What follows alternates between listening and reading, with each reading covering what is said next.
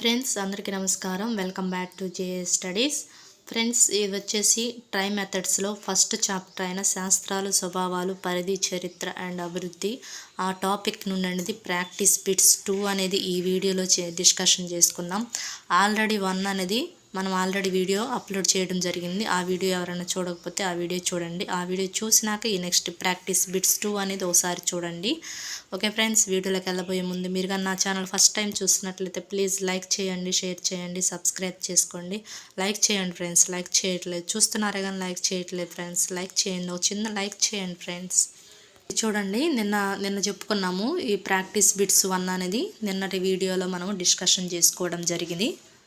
ఇవన్నీ నిన్న వీడియోలో చెప్పుకోవడం జరిగింది ఫ్రెండ్స్, గమనించండి. ఈరోజు వచ్చేసి ప్రాక్టీస్ బిట్స్ 2 అనేది చూద్దాం. చూడండి, ఫస్ట్ బిట్ చూడండి. గన్ అనే సంస్కృత పదానికి అర్థం ఏంటి అని అడిగారు. లెక్కించటం, సూక్ష్మ పద్ధతి, ఒక కళ, సూత్రం. గన్ అనే సంస్కృత పదానికి అర్థం వచ్చేసి లెక్కించటం. So answer is 1. నెక్స్ట్, గణిత శాస్త్ర భావనలన్నీ పూర్తిగా తార్కిక నిర్మాణం వల్లనే ఏర్పడ్డాయని భావించిన వారు ఎవరు? గణిత శాస్త్ర భావనలన్నీ పూర్తిగా తార్కిక నిర్మాణం వల్లనే ఏర్పడ్డాయని భావించిన వారు ఎవరంటే రసెల్ వైట్ హెడ్ అనమాట. నెక్స్ట్, పై విలువను ఉజ్జాయింపుగా 3.1416 అని మొదటిసారిగా తెలియచేసింది ఎవరు అంటే ఆర్యభట్ట అనమాట. చూసుకోండి, ఇది నిన్నటి వీడియోలో మనము ఆర్యభట్టకు సంబంధించింది ఏది అని అడిగాము. అక్కడ ఇది మార్చిచ్చాడు, సో అది దానికి సంబంధం లేదని చెప్పడం జరిగింది ఆ వీడియోలో. నెక్స్ట్, నేటి కంప్యూటర్కు ఎంతో అనువైనదిగా చెప్పుకొని కుట్టక పద్ధతిని ప్రతిపాదించిన వారు ఎవరు? ఈ కుట్టక పద్ధతిని ప్రతిపాదించిన వారు ఎవరంటే ఆర్యభట్ట అనమాట. నెక్స్ట్, కరణఖండ ఖాద్యక అను గ్రంథకర్త ఎవరు? కరణఖండ ఖాద్యక అను గ్రంథకర్త ఎవరంటే బ్రహ్మగుప్త అనమాట. నేను డైరెక్ట్గా ఆన్సర్ చెప్పేస్తున్నాను ఫ్రెండ్స్, చూసుకోండి. నెక్స్ట్, అరబ్బీ భాషలోకి సింధ్ హింద్ పేరుతో అనువాదం పొందిన గ్రంథం ఏది? ఈ అరబ్బీ భాషలోకి సింధ్ హింద్ పేరుతో అనువాదం పొందిన గ్రంథం ఏది అని అడిగారు కింది వాటిలో. సో బ్రహ్మస్ఫుట సిద్ధాంతం అనమాట. ఆన్సర్ వచ్చేసి 2. నెక్స్ట్, ఆర్యభట్యంలోని ఏ పదాన్ని దశాగీతిక సూత్రంగా పిలుస్తారు? మనం ఇది నిన్నటి వీడియోలో కూడా, కాకపోతే ఇక్కడ మార్చి ఇచ్చేసాడు.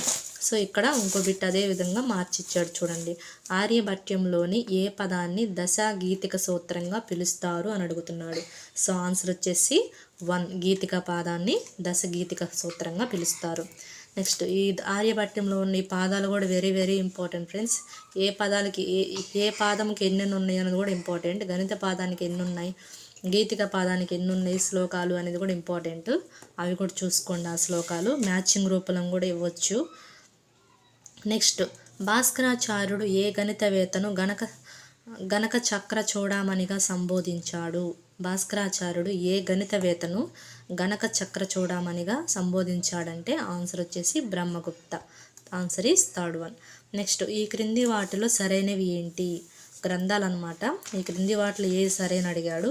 యూక్లిడ్ వచ్చేసి ఎలిమెంట్స్, బంపెర అర్థమాటికా వాలిస్, కలన కుతూహలం భాస్కరాచార్య. అన్నీ సరైనవేనా? సో ఇవన్నీ సరైనవే ఫ్రెండ్స్, ఇవన్నీ కరెక్ట్ అయినవి ఆన్సర్లే. యూక్లిడ్ వచ్చేసి ఎలిమెంట్స్ అనే గ్రంథాన్ని, బపేరా వచ్చేసి అర్థమాటికా వాలిస్, కలన కుతూహలం వచ్చేసి భాస్కరాచార్య. నెక్స్ట్ 10th బిట్ చూద్దాం.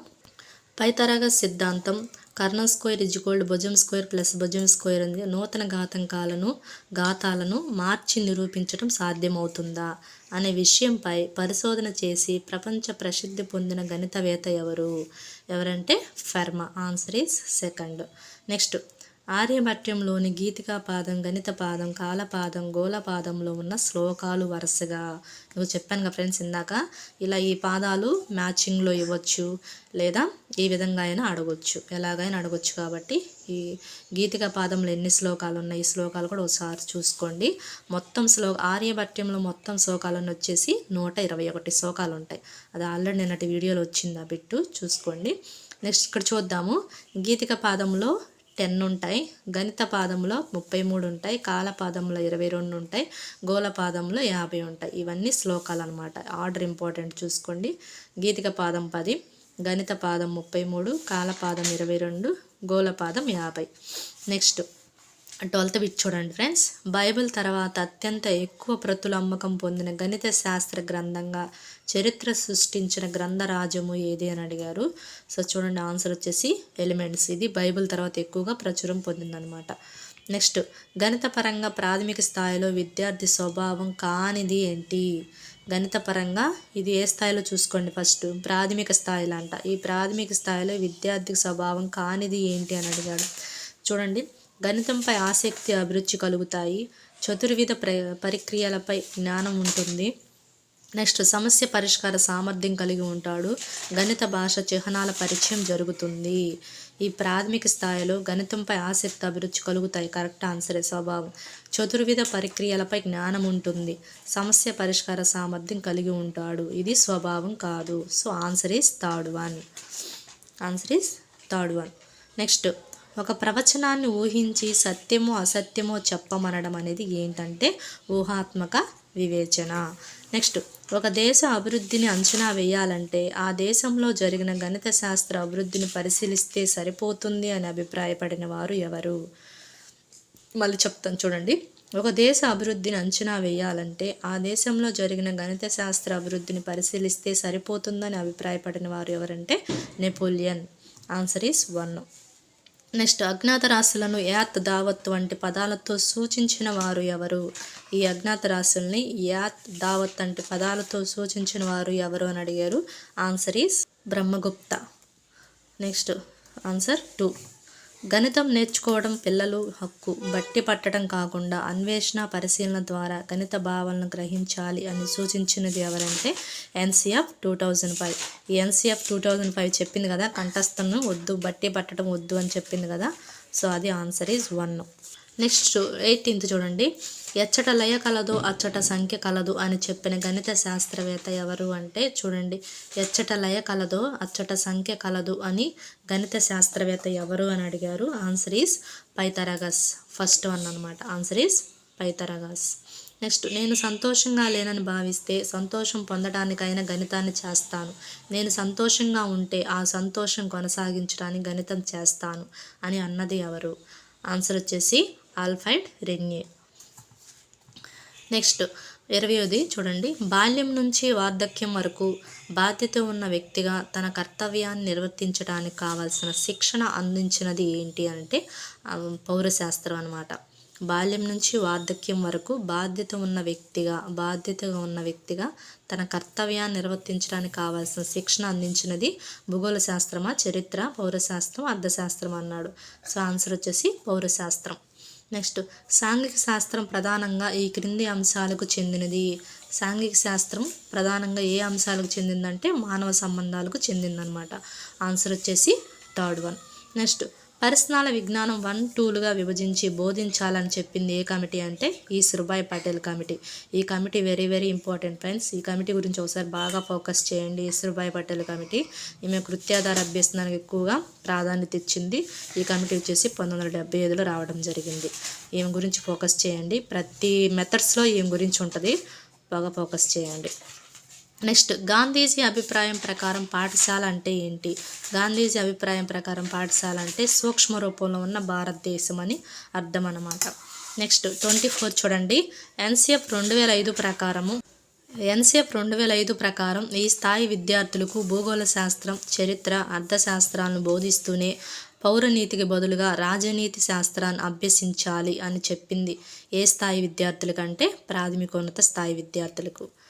చూడండి, ఎన్సిఎఫ్ 2005 ప్రకారం ఈ ప్రాథమికోన్నత స్థాయి విద్యార్థులకు భూగోళ శాస్త్రం, చరిత్ర, అర్థశాస్త్రాలను బోధిస్తూనే ఈ పౌరనీతికి బదులుగా రాజనీతి శాస్త్రాన్ని అభ్యసించాలని చెప్పిందనమాట. Very very important. ఈ ఎన్సిఎఫ్ 2005 ప్రకారం